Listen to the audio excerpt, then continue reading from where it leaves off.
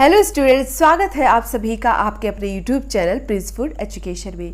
आज की क्लास में हम आपको बीएड थर्ड सेमेस्टर के paper first school management and leadership chapter शैक्षिक नेतृत्व एवं प्रबंधन के क्वेश्चन आंसर कराएंगे। पहला क्वेश्चन है, नेतृत्व का सबसे प्रथम कार्य क्या है? तो हमने आपको बताया था कि नेतृत्व की आवश्यकता में बताया था उद्देश्य निर्धारण में, संगठन करने में, नीति निर्धारण में। तो यही पूछा गया है क्वेश्चन में, नेतृत्व का सबसे प्रथम कार्य क्या है? तो क्या है? अपने समूह तथा समूह के कार्यों के उद्देश्यों का निर्धारण करना। अपने समूह तथा समूह के जो कार्य हैं उनके उद्देश्यों का निर्धारण करना ही नेतृत्व का सबसे प्रथम कार्य है। क्या है? अपने समूह तथा समूह के कार्यों के उद्देश्यों का निर्धारण करना ही नेतृत्व का सबसे प्रथम कार्य है। दूसरे क्वेश्चन की बात करते हैं, नेतृत्व का दूसरा कार्य क्या है? तो समस्त कार्य प्रणाली का संगठन करना। क्या है दूसरा कार्य? दूसरा कार्य मैंने बताया था आपको, संगठन करना। तो यहाँ पे डेफिनेशन बना के लिख दी गई है कि समस्त कार्य प्रणाली का संगठन करना ही नेतृत्व का दूसरा कार्य है।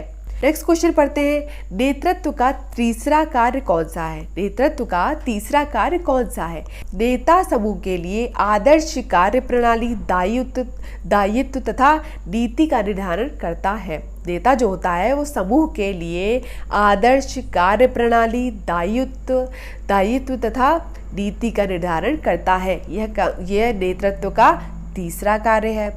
नेक्स्ट क्वेश्चन है, नेतृत्व का चौथा कार्य कौन सा है? तो नेता अपने समूह के सदस्यों के कार्यों तथा व्यवहारों पर भी नियंत्रण रखता है। ये इसका चौथा कार्य है।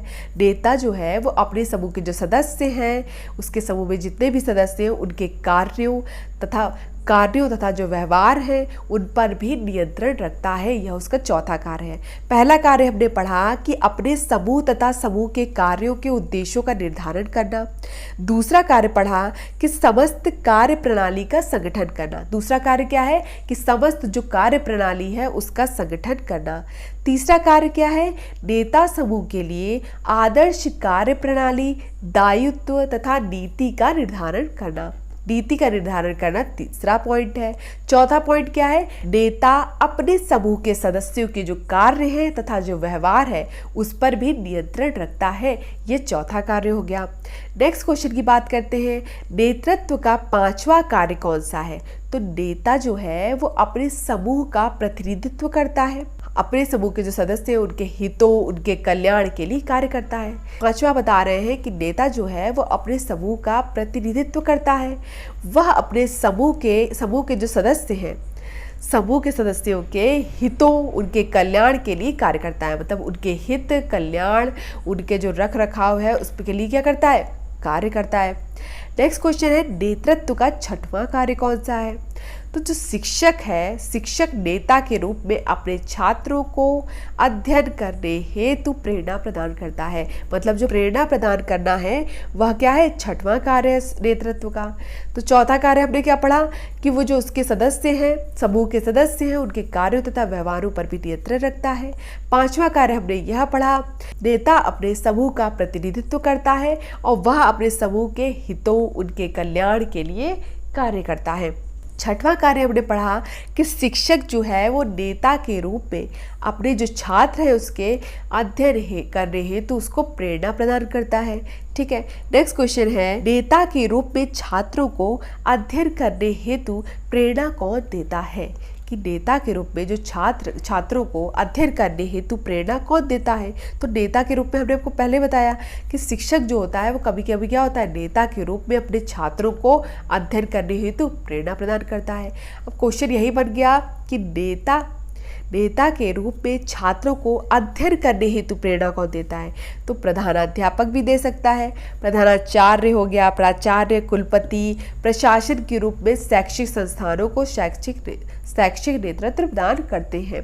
तो जो ये है वो प्रधानाध्यापक हो गए, नेता के रूप में क्या करते हैं? छात्रों को अध्ययन करने हेतु प्रेरणा प्रदान करते हैं।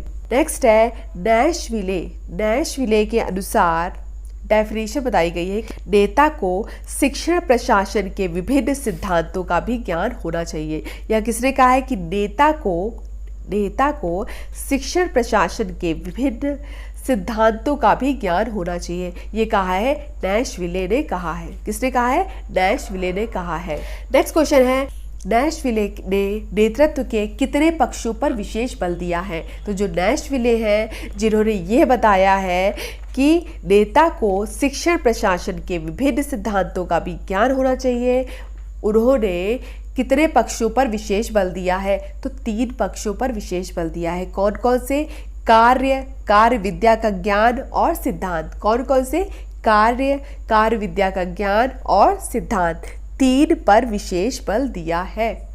नेक्स्ट क्वेश्चन है, नेतृत्व शैली के अनुसार सकल नेतृत्व के 4 तत्व कौन से हैं? नेतृत्व शैली के अनुसार सकल नेतृत्व के 4 तत्व कौन से हैं? तो पहला है नेता, दूसरा है अनुयायी, तीसरा है संगठन, चौथा है सामाजिक, आर्थिक एवं राजनीतिक स्थिति। नेतृत्व शैली के अनुसार सकल नेतृत्व के 4 तत्व कौन से बताए गए हैं? नेता, अनुयायी, संगठन, सामाजिक, आर्थिक एवं राजनीतिक स्थिति। इससे पहले एक नोट है, नेता जो है ना तो जन्मजात होते हैं और ना ही बनाए जाते हैं, वरन नेता जो है जन्मजात गुण तथा परिस्थितियों के संयोग से बनते हैं। इसे बताया गया है जो नेता होते हैं वो ना तो जन्मजात होते हैं कि पहले से नहीं तय कर दिया जाता है कि नेता बनेगा। नेता ना तो जन्मजात होते हैं और ना ही बनाए जाते हैं, वरन नेता जन्मजात गुण तथा परिस्थितियों के संयोग से बनता है। मतलब उनकी परिस्थितियां ही उनको नेता का गुण प्रदान करती हैं। ठीक है। नेक्स्ट क्वेश्चन है, व्यक्ति स्वयं की उपज है यह किसका कथन है? व्यक्ति स्वयं की उपज है यह किसका कथन है? हर्बर्ट स्पेंसर का। किसका कथन है? हर्बर्ट स्पेंसर का कथन है। नेक्स्ट क्वेश्चन है, पथ लक्ष्य सिद्धांत का नेतृत्व किसके द्वारा विकसित किया गया? पथ लक्ष्य सिद्धांत का नेतृत्व किसके द्वारा विकसित किया गया? रॉबर्ट हाउस के द्वारा। किसके द्वारा? रॉबर्ट हाउस के द्वारा। नेक्स्ट क्वेश्चन है, प्रबंध का अर्थ पूर्वानुमान लगाना तथा नियोजन करना, उपदेश देना। प्रबंध का क्या अर्थ है? इसे बोला गया है प्रबंध का, ये किसने कथन, यह कथन किसका है? प्रबंध का अर्थ पूर्वानुमान लगाना तथा नियोजन करना, उपदेश देना, समन्वय करना एवं नियंत्रण करना है। यह परिभाषा किस विद्वान की है? हेनरी फेयोल ने कहा है। क्या कहा है हेनरी फेयोल ने? कि प्रबंध का अर्थ है पूर्वानुमान लगाना तथा नियोजन करना, उपदेश देना, समन्वय करना एवं नियंत्रित करना है। ये किसने कहा है? हेनरी फेयोल ने। नेक्स्ट क्वेश्चन है, राष्ट्रीय शैक्षिक अनुसंधान और प्रशिक्षण परिषद की स्थापना कब की गई थी? तो राष्ट्रीय शैक्षिक अनुसंधान और प्रशिक्षण परिषद की स्थापना कब की गई थी? 1961 में। कब की गई थी? 1961 में की गई थी दिल्ली में। ठीक है। नेक्स्ट क्वेश्चन है, कोठारी आयोग के बारे में क्या सही है? तो इसका शीर्षक शिक्षा और राष्ट्रीय विकास रिपोर्ट था। इसका शीर्षक क्या था? शिक्षा और राष्ट्रीय विकास रिपोर्ट था। इसने भारतीय उच्च शिक्षा की गुणवत्ता में सुधार करने के लिए ध्यान केंद्रित किया। पहला क्या है कि इसका जो शीर्षक था वो शिक्षा और राष्ट्रीय विकास रिपोर्ट था। इसने भारतीय उच्च शिक्षा की गुणवत्ता में सुधार करने के लिए ध्यान केंद्रित किया। और इसका गठन कब हुआ था? 1964 से 66 में हुआ था, के मध्य हुआ था। कब हुआ था? 1964 से 66 में हुआ था। और जो दौलत सिंह कोठारी थे उनकी अध्यक्षता में यह आया था। किसकी अध्यक्षता में आया था? दौलत सिंह कोठारी की अध्यक्षता में। किसकी अध्यक्षता में आया था? दौलत सिंह कोठारी की अध्यक्षता में आया था। नेक्स्ट क्वेश्चन है, विश्वविद्यालय अनुदान आयोग UGC का औपचारिक उद्घाटन 28 दिसंबर 1953 को किसके द्वारा किया गया था?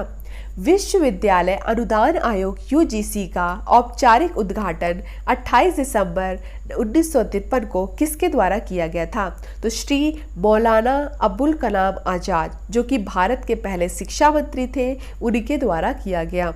फिर से एक बार देख लेते हैं, विश्वविद्यालय अनुदान आयोग UGC का औपचारिक उद्घाटन 28 दिसंबर 1953 को किसके द्वारा किया गया? तो किसके द्वारा किया गया? श्री मौलाना अबुल कलाम आजाद के द्वारा, जो कि भारत के पहले शिक्षा मंत्री थे। ठीक है। नेक्स्ट क्वेश्चन है, त्रिभाषा सूत्र की सिफारिश किस समिति ने की थी? तो त्रिभाषा सूत्र की सिफारिश कोठारी समिति ने की थी। किसने की थी? कोठारी समिति ने की थी। नेक्स्ट क्वेश्चन है, विलियम रेडिर के नेतृत्व के 3D सिद्धांत के अनुसार कौन सा सही है? तो विलियम रेडिर के नेतृत्व के 3D सिद्धांत के अनुसार कार्य उन्मुख हो गया, संबंधोन्मुखी और प्रभावशीलता उन्मुख। ठीक है। नेक्स्ट क्वेश्चन है, एनसीएफ 2005 किस पर बल देता है? तो जो एनसीएफ 2005 है वो करके सीखने पर बल देता है। किस पर बल देता है? करके सीखने पर बल देता है। नेक्स्ट क्वेश्चन है, केंद्रीय विश्वविद्यालय जिसे कभी पूर्व का ऑक्सफोर्ड कहा जाता है, किसे कहा जाता है पूर्व का ऑक्सफोर्ड? इलाहाबाद विश्वविद्यालय को पूर्व का ऑक्सफोर्ड कहा जाता है। इलाहाबाद विश्वविद्यालय को पूर्व का ऑक्सफोर्ड कहा जाता है। भारत के किस राज्य में केंद्रीय विश्वविद्यालय की संख्या सर्वाधिक है? ऐसा कौन सा राज्य है जहाँ पे केंद्रीय विश्वविद्यालय की संख्या सर्वाधिक है? तो कौन सा ऐसा राज्य है? उत्तर प्रदेश में। उत्तर प्रदेश में क्या है? 6 केंद्रीय विश्वविद्यालय हैं। उत्तर प्रदेश में कितने विश्वविद्यालय हैं? 6 केंद्रीय विश्वविद्यालय हैं। नेक्स्ट क्वेश्चन है, निःशुल्क एवं अनिवार्य शिक्षा अधिनियम किस राज्य में लागू नहीं है? निःशुल्क एवं अनिवार्य शिक्षा अधिनियम है वह जम्मू कश्मीर राज्य में लागू नहीं है। कहाँ पे लागू नहीं है? जम्मू कश्मीर राज्य में लागू नहीं है। नेक्स्ट क्वेश्चन है, राष्ट्रीय मूल्यांकन एवं प्रत्यायन परिषद NAAC की स्थापना कब हुई? तो NAAC की स्थापना 1994 में और हुई थी और मुख्यालय कहाँ था? बेंगलुरु में। कहाँ पे था? बेंगलुरु में। नेक्स्ट क्वेश्चन है, कौन सा शैक्षिक प्रबंधन का प्रमुख कार्य है? तो कौन सा शैक्षिक प्रबंधन का प्रमुख कार्य है? नियोजन करना, संचालन करना, नियंत्रण करना। कौन सा है? नियोजन करना, संचालन करना, नियंत्रण करना। ये क्या है? शैक्षिक प्रबंधन के प्रमुख कार्य हैं। लेकिन इसमें जो निर्णय करना है वो शैक्षिक प्रबंधन के प्रमुख कार्यों में से नहीं है। मतलब निर्णय करना जो है वो शैक्षिक प्रबंधन के प्रमुख कार्यों में से नहीं है। बाकी नियोजन करना, संचालन करना और नियंत्रण करना क्या है? शैक्षिक प्रबंधन के प्रमुख कार्य हैं। नेक्स्ट क्वेश्चन है, MBO क्या है? Management by objectives. MBO एक विशिष्ट समय अवधि के लिए स्पष्ट लक्ष्य निर्धारित करने और प्रगति की निगरानी के लिए एक प्रबंधन तकनीकी है। अगर आपसे पूछ लिया जाए कि ऐसी मतलब एक विशिष्ट समय अवधि के लिए स्पष्ट लक्ष्य निर्धारित करने और प्रगति की निगरानी के लिए एक प्रबंधन तकनीकी है तो कौन सी है? MBO। क्या है इसका full form? Management by objectives. क्या है? Management by objectives. तो MBO का फुल फॉर्म क्या हुआ? Management by objectives. क्या हुआ? Management by objectives. Next question है, थ्योरी X और थ्योरी Y में मानव प्रेरणा के बारे में धारणाओं के बीच अंतर किया गया। यह सिद्धांत का प्रतिपादन किसके द्वारा किया गया? जो थ्योरी X थी और थ्योरी Y में मानव प्रेरणा के बारे में धारणाओं के बीच अंतर किया गया, यह सिद्धांत का प्रतिपादन किसके द्वारा किया गया? डगलस मैकग्रेगर के द्वारा। किसके द्वारा? डगलस मैकग्रेगर के द्वारा यह सिद्धांत का प्रतिपादन किया गया। नेक्स्ट क्वेश्चन है, शैक्षिक तकनीकी की परिभाषा के मूल में क्या निहित है? शिक्षण अधिगम प्रक्रिया को प्रभावशाली बनाना। क्या निहित है? शिक्षण अधिगम प्रक्रिया को प्रभावशाली बनाना निहित है।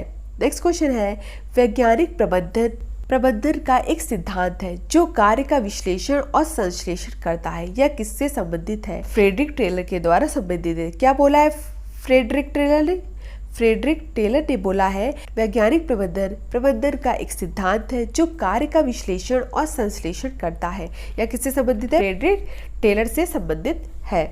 ठीक है, तो इस तरह से हमने शैक्षिक नेतृत्व एवं प्रबंधन के कुछ क्वेश्चन आंसर किए। नेक्स्ट वीडियो में कुछ और इम्पोर्टेंट क्वेश्चंस करेंगे।